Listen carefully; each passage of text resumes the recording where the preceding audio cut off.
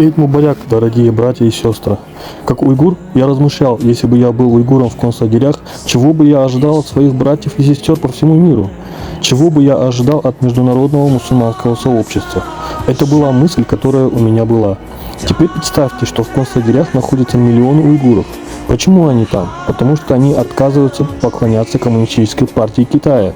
Потому что они отказываются поклоняться Си Цзиньпиню. И они говорят «Ля иляха илля-ля». Вот почему они попадают в концлагеря. Теперь миллионы из них убивают, подвергают пыткам, потому что они мусульмане. Они читают Коран, они молятся и они обучают людей Корану. Многие из наших ученых Корана убиты коммунистической партией Китая. Однако Китаю нужны вы. Китаю нужны мусульманские страны. Почему? Потому что с экономической точки зрения им нужно сбрасывать свою продукцию в мусульманские страны, чтобы они смогли зарабатывать деньги. Вот почему им нужны вы. Они также нуждаются в вас, потому что Китаю нужны мусульманские страны, чтобы объединиться с Китаем против Соединенных Штатов Америки.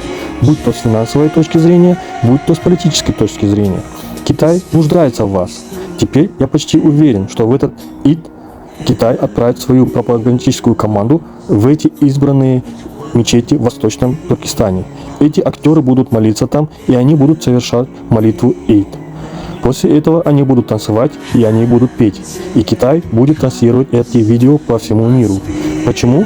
Потому что Китаю нужны мусульманские страны как союзники против Соединенных Штатов Америки.